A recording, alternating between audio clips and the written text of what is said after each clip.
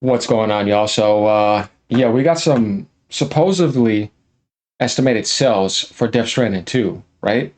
So, according to this data right here, we're gonna talk about this and why, if this is real, why this is important.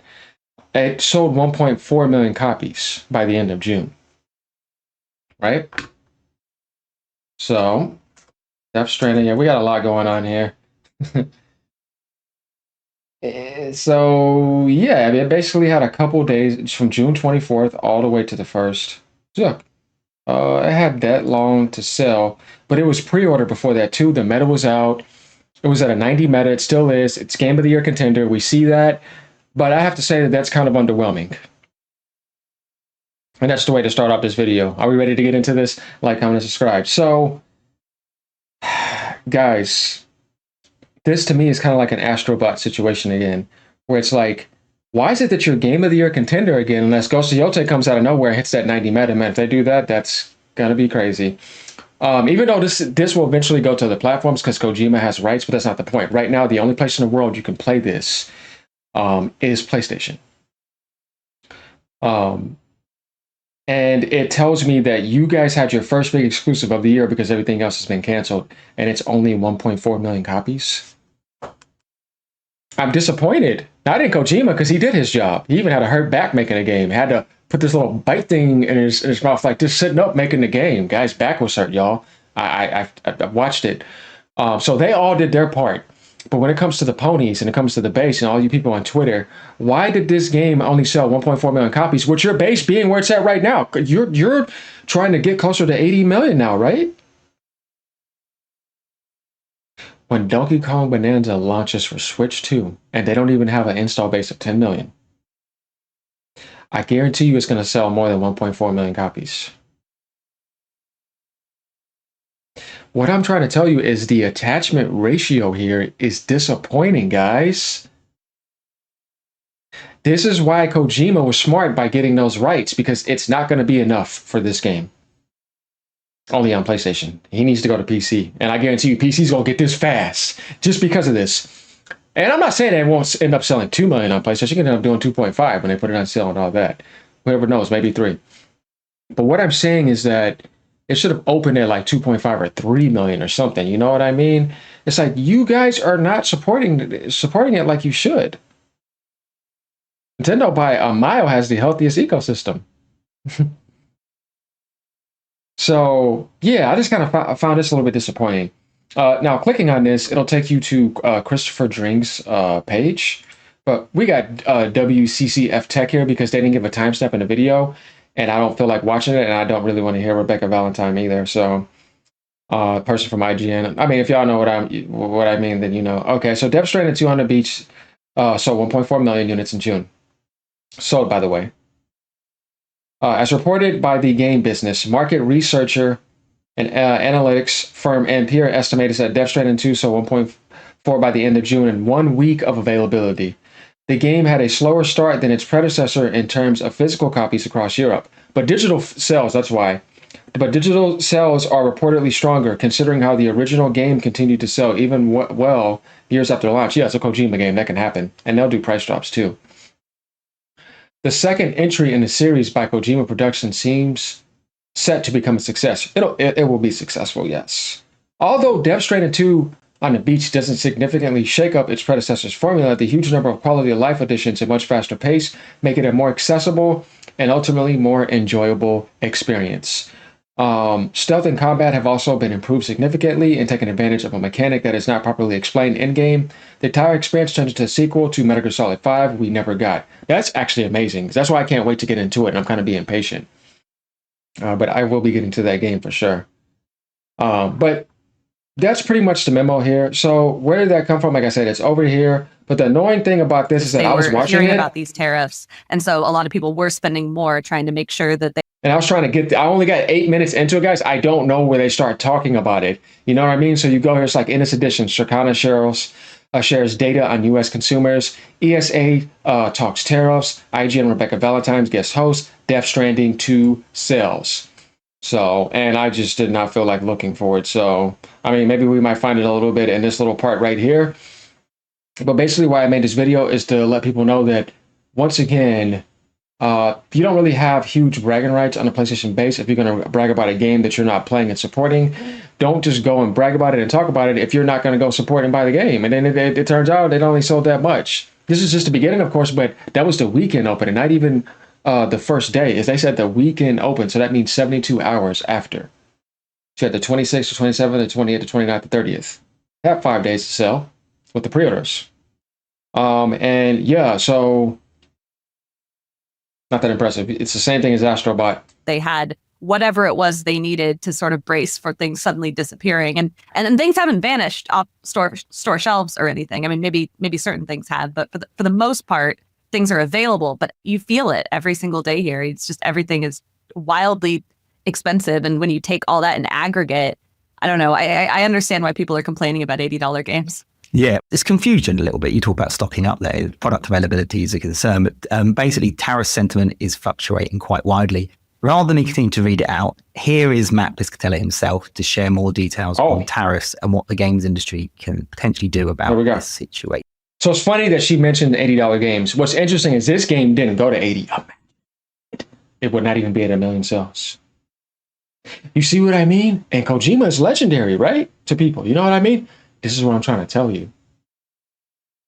It's not as easy as you think it is. We've seen dramatic swings every time we've talked to consumers so far about where they stand on tariffs. About 35% of people we talked to in January probably didn't know what a tariff was. They started to learn a little bit. They started hearing those news reports by March, and the opposition to tariffs strongly increased. So in January, we had a net 9% support of tariffs that was across the board. Democrat voters, Republican voters, Harris won states, Trump, it doesn't matter. There was a 9% pro support margin for tariffs. By March, that had fallen to down 6%.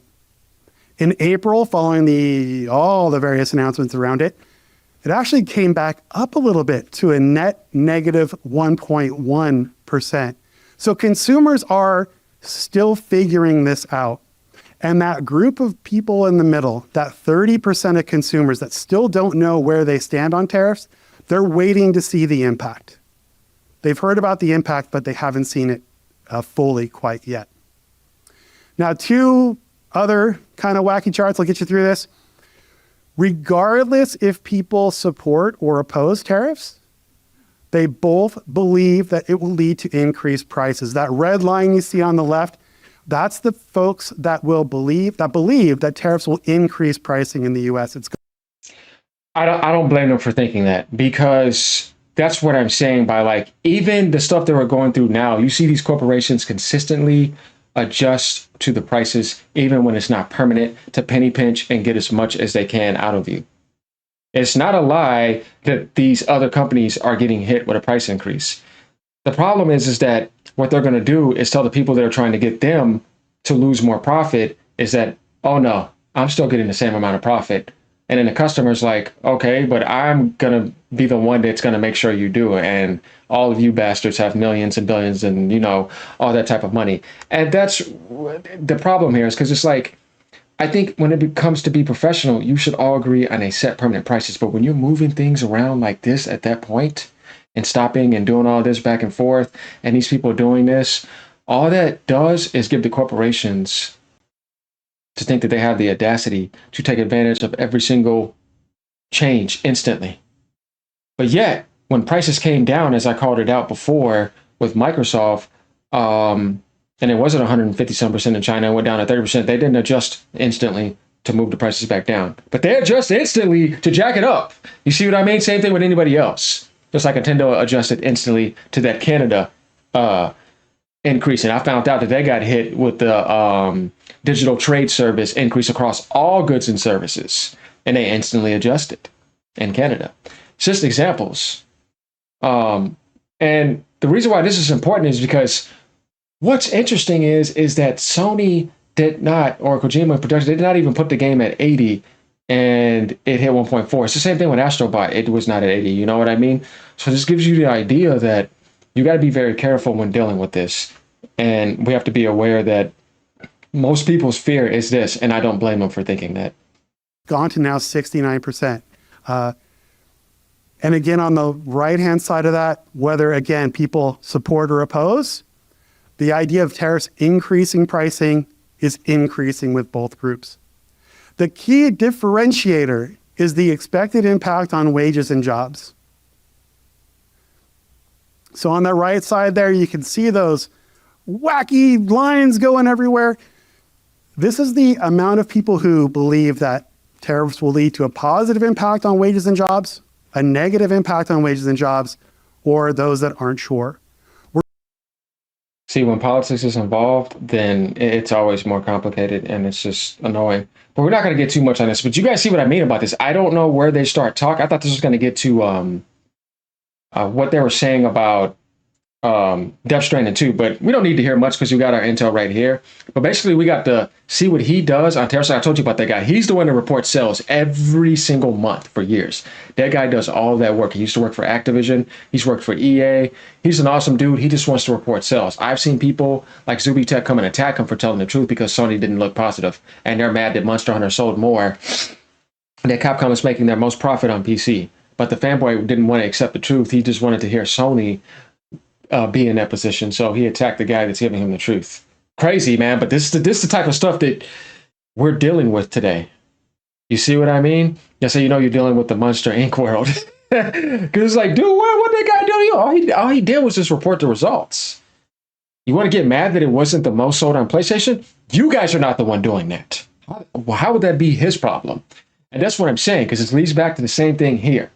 I don't see the PlayStation base as being an amazing base to support first-party games and every spectrum. Now, certain games, yes, but this should have sold more, but it didn't. So that's why I wanted to make this video, because I just kind of found it to be a little bit disappointing. That's insane. The first game sold around 1 million in the first month. This game did 1 million in 5 days. For a concept so polarizing, they hit every single mark in the sequel. They have a bigger base, too. That's dope. If Kojima could go knack in time, he would never make this game exclusive. Why people aren't buying this game? Damn, that's a flop. I would say that it's disappointing, but not necessarily a flop. But it's like, yeah, you have a lot of console sales. Your attachment rate is disappointing. It's like under 1%, I think, or 1% or something like that. I don't know. But you got to get the point. If you do even 1% of something less than 100, that's less than 1%. That's what I'm saying. It's barely that. So yeah, let me know what you guys think about this. Like, comment, subscribe. Pony, sit down. This is not a PlayStation bashing video. This is telling the PlayStation community that all this bragging you guys do on Twitter and all the stuff you're doing, why are you not supporting your biggest hit of the year? More. I'll keep you guys updated. All right, peace out.